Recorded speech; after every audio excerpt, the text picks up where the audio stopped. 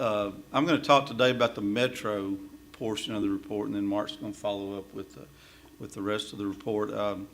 So I'll talk about Dallas County proper.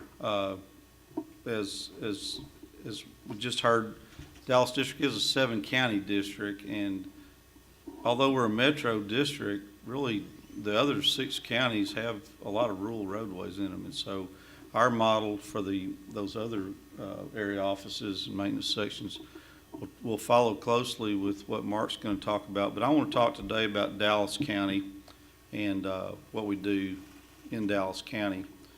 Back in 2008, the department, we were approaching that 2009 crash that we had there early in 2009, and we were reducing FTEs. And so the Dallas District was required to reduce from 1,080 and down to what we have today. Our allocation today is 888, so we had to be innovative about how we did that.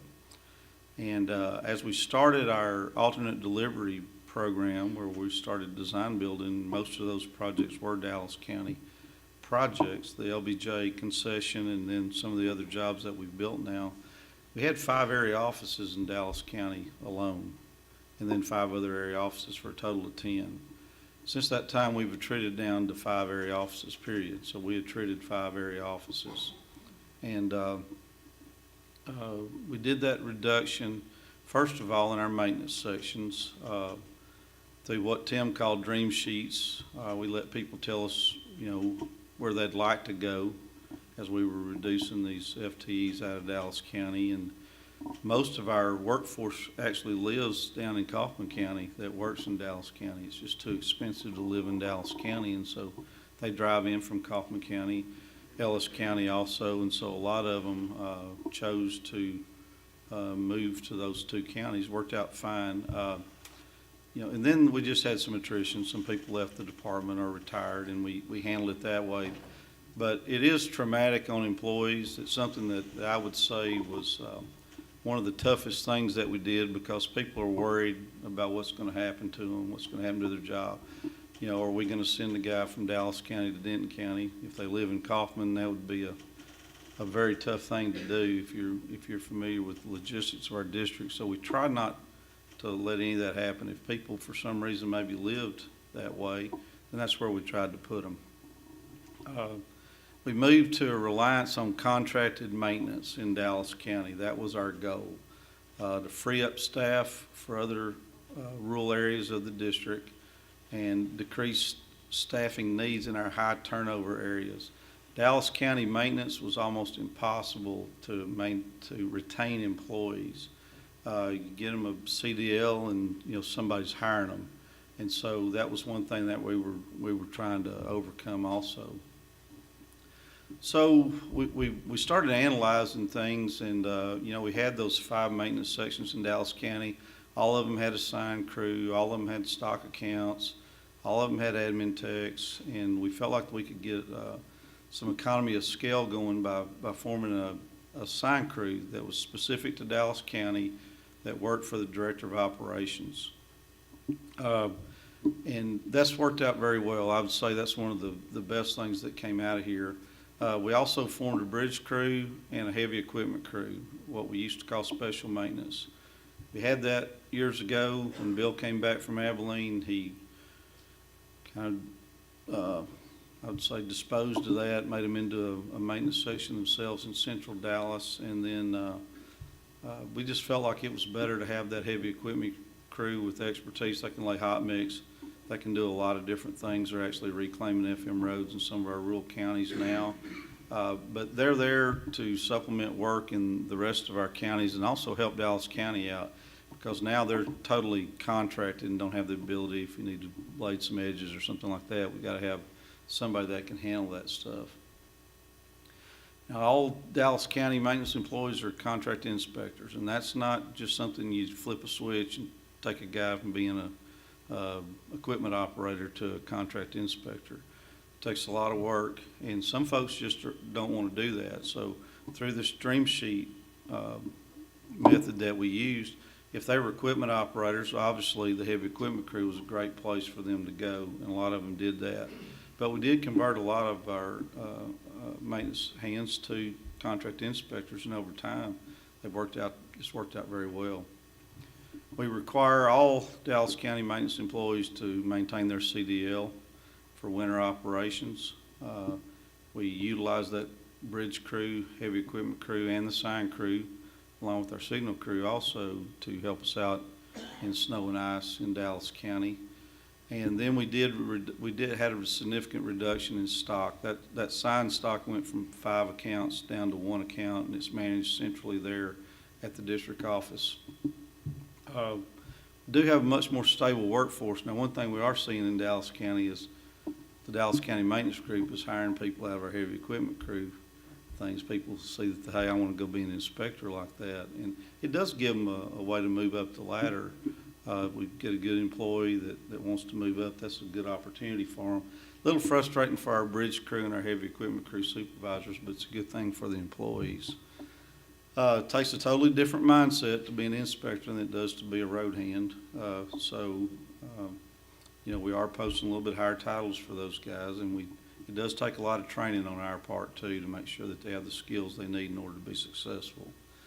Emergency operations is critical. Now, when we were trying to decide how to do this, it's somewhat centralized around how are we going to handle emergency operations. We can't sit around all year waiting on ice and snow. We got to get work done. But at the same time, when we get an ice storm in Dallas, it's a big deal, and we got to be able to handle it. We can't fail. So we had to ensure that we had enough people to cover all the roadways in an emergency situation, and I think it's worked out well.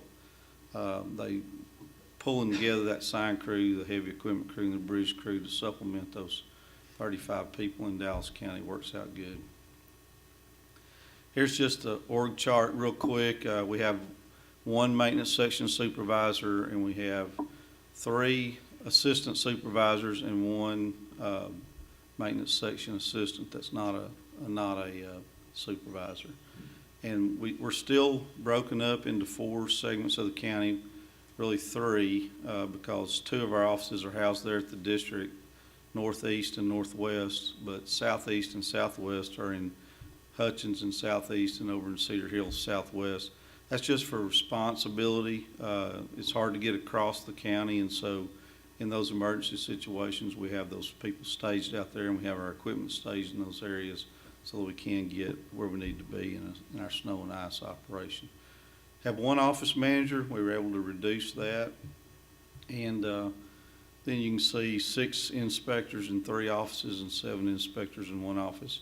And right now he's showing 4 contract specialists, but Terry's learning that he really doesn't need that. So I can see that he'll probably convert 1 or 2 of those into inspectors.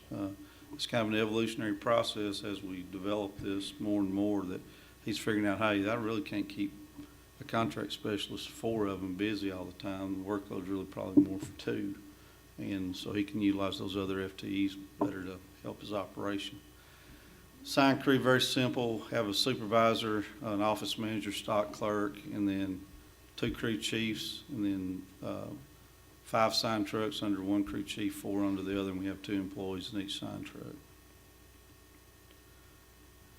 And we have our bridge crew and our heavy equipment crew. Bridge crew has 11 FTEs, heavy equipment 22. That bridge crew is invaluable. I mean, I think we've loaned them actually to some other districts, but they can do just about anything. He fixes holes in bridges. I mean, he'll be out on I-20 patching holes in the middle of the night. Those guys answer the bell, and they do a great job. Barrier rail, things like that get hit. If you get a column hit, they're able to do fiber wraps of columns and beams. I mean, they do a fantastic job. Take a lot of pride in their work too. Heavy equipment, same thing. They not only do work in Dallas County, but they do work in our outlying counties. John, along with Eric Stinson, who's our maintenance administrator, schedules that work, and we try to supplement those area offices where we have a large amount of base repair going on. So we've got reclaimer. We go out and we bust the roads up. They've developed a lot of expertise and been able to finish base and shoot 2-core surface treatments and things like that. We'd almost lost that expertise in the Dallas district over the years, and through this operation, We've been able to gain it back. We've got the equipment that we need. And so all our sections are able to do that work too. And like I say, Kaufman County and Rockwall County are two that we're way behind in. Our PMAS scores were very low. And with this crew supplementing their workforces, they've been able to get a lot of in-house work done, which is less expensive than contract work, but we're doing both in those counties too. Just in summary, reductions and relying on contractors has worked well for us in Dallas County.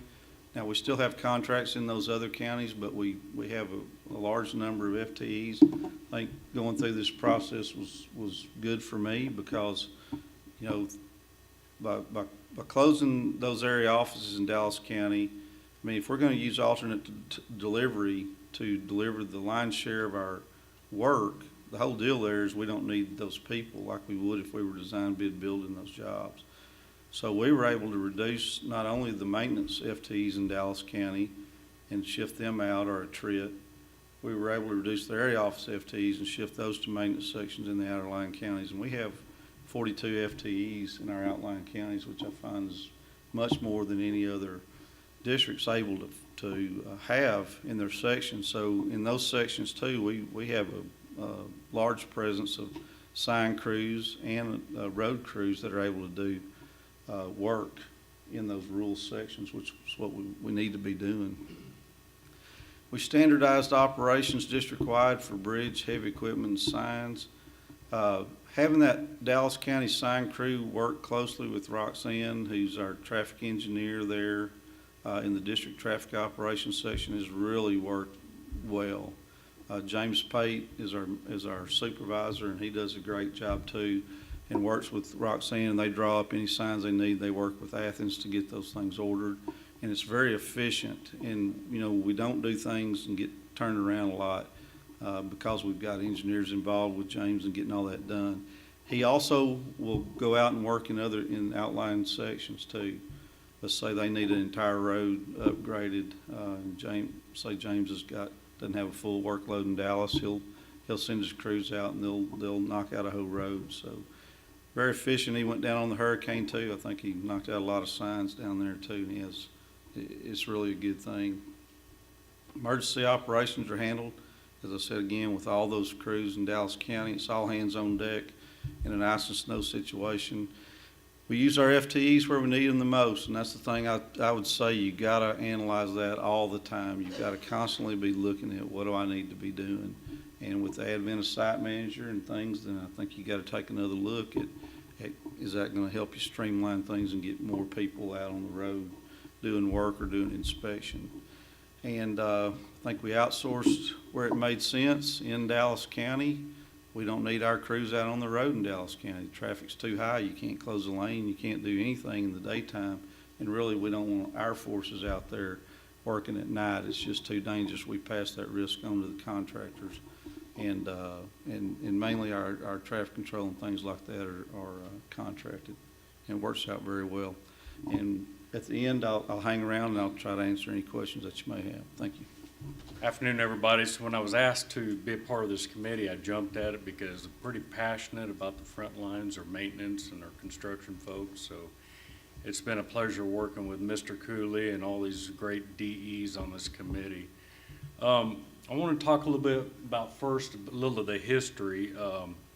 So Kelly's right, that 2009 report, there was a committee that was formed back in 2009, and Walter McCullough, the then district engineer for San Angelo District, was the chair for that committee, and hence the McCullough Report is what came about.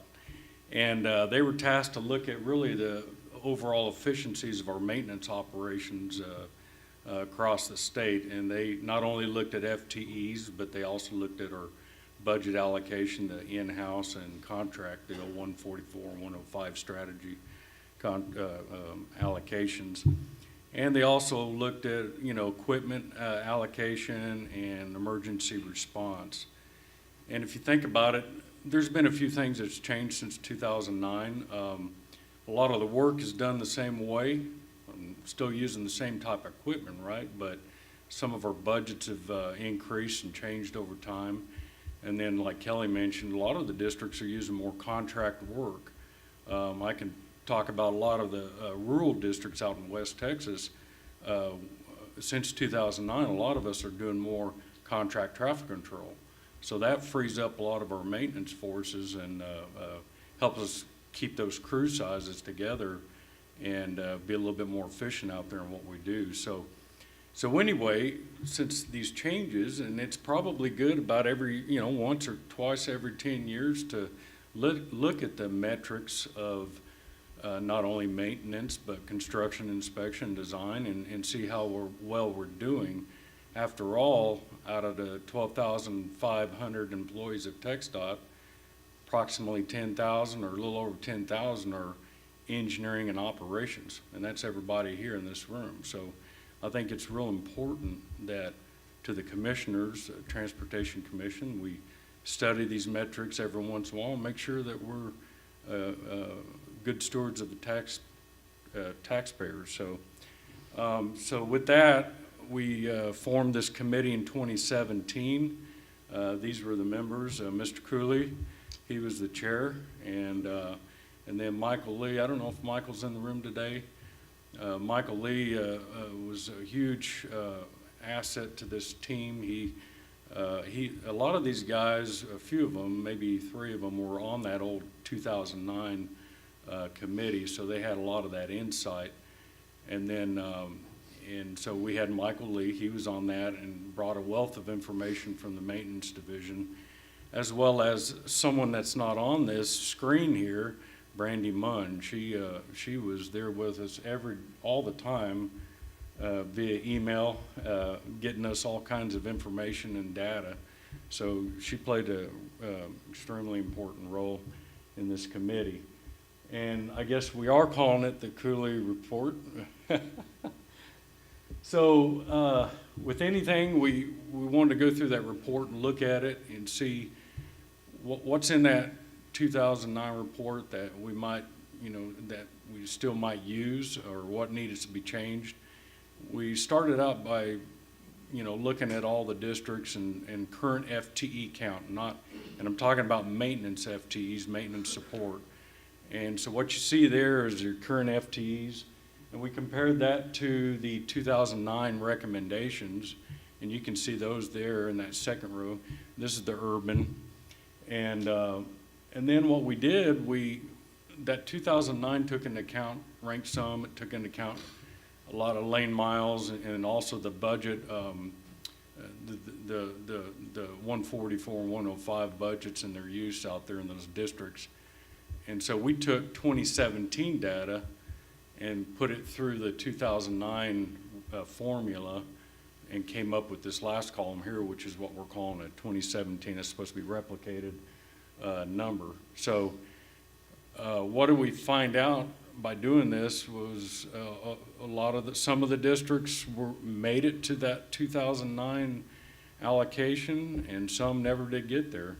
We were kind of all over the place, if you ask me. So the next thing we did, we wanted to look at what did each district look like every fiscal year since 2009. And again, you can look here at some of the numbers. Some of the districts, again, they bounced up and down. Some were above that 2009 allocation and then went down and back up. And then some districts never even got there. Here's our urban districts, and then rural districts. So didn't see a whole lot of correlation or anything to pull from there either. This is a good slide here. It shows what we did was take a snapshot in time today of average of all the metro FTEs in the field and in maintenance and maintenance support in the districts, and compare that to their construction and TP&D. And so this is what you have pretty much today in your metro. You're running about 50% out in maintenance and maintenance support, and then urban roughly 64%, and when you get into the rural, it's heavy maintenance. And I can say that when I first saw this slide here and the information provided to us, it felt right. I mean, San Angelo, we're a heavy maintenance district. It's all about maintaining those 15 counties out there and a lot of square miles of roadway, and it takes a lot of maintenance employees to do that. So, of course, most of our FTEs in the district are maintenance and maintenance support. And then, you know, everybody knows as you get more into the urban and more metro areas, the larger the construction projects and larger your planning and design and those types of projects. So interesting data. So another thing we wanted to look at, we reached out to human resources and wanted to see, well, just how much time on average a maintenance employee is actually working during the year. And I think that's important when you start talking about an effective size of a maintenance section office. And so with this here, you can see, you know, roughly, and this is on average, 80 hours of holidays and mandatory training, 16 hours. You add all that together, and out of standard working hours per year of 2,080, you know, they're only available really only a little bit more than 1,600 hours a year. So what does that amount to? Our maintenance support folks are unavailable 20% of the year. So that's pretty important. Another thing we looked at was what type of work are we doing in each district, contract versus in-house. This is the top 20 for contracted functions, and then this is the top 20 of in-house functions. So we looked at this data, tried to find some correlation, spent a lot of time with Brandy and Michael going through this data. This is good for showing the trends of what's happening today, but trying to extrapolate any data out of here. We had a little bit of concern with that, some of the reporting maybe, but what we arrived at for field staff, maintenance section employees, what we arrived at, we felt like is using the rank sum. We think the rank sum is a really good tool to justify your FTEs out in your maintenance sections. So we have here anything less than a rank sum of 1 or equal to 1. We're saying an effective size is 12 employees, and you take into account a maintenance supervisor, office manager, sign man, and that still and 20% unavailability. That gives you a good chance of having a crew together any certain day to get some work done. As you move up, you see that 14 and 16 for 1 to 2. What that is west of 35, we're saying 14 is the next good number for a maintenance section of that size. And if you're east of 35, as you get into more populated areas, more complaint phone calls, more dead animal pickups and driveway permit issues like that, we felt like maybe adding 2 more employees to those east of 35 would be good. So that's how we arrived at that.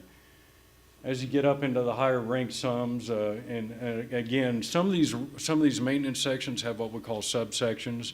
They're staffed offices either in another county or in another city, and minimally staffed, but they are active as another crew almost. And so we said if you have a rank sum ratio of greater than 1, would be making that subsection at least a minimum of 10 employees. They didn't need an office manager or supervisor. They've already got that for their section.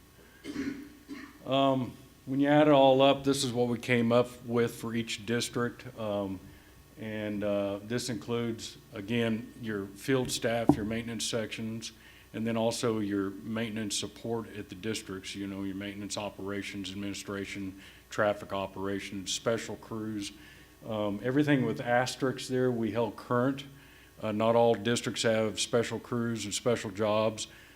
Some have very little traffic signals, and they may only have 1 traffic signal person. So we kept those constant. We felt like those districts were managing those operations just fine.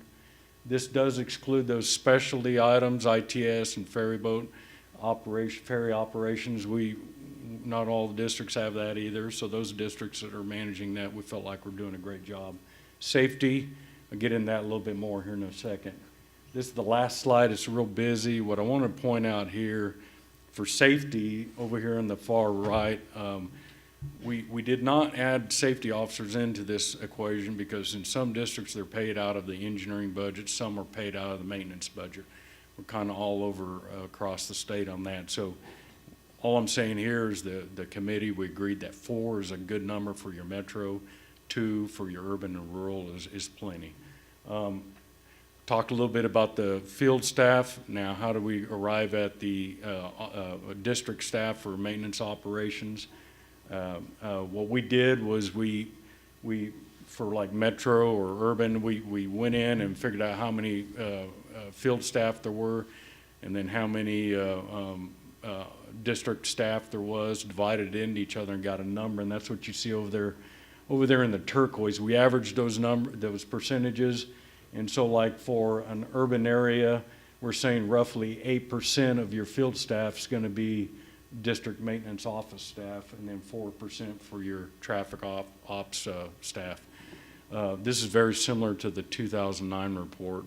We did have a little bit of 5% variance in there that we utilized, and so what does this mean?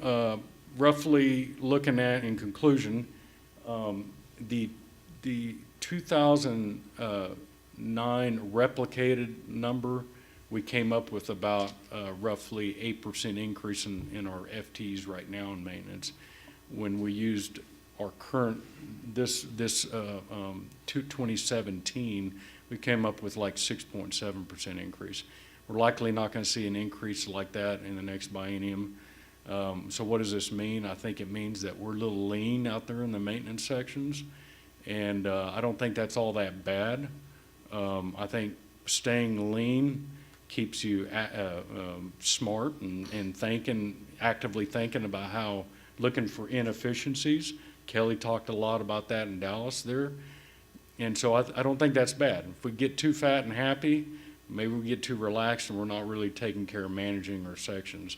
So now we're all out there looking for maybe consolidating a couple of maintenance sections, maybe getting rid of a subsection, maybe having an office manager run 2 offices or things like that. And I think that's always good to be looking at that and managing that.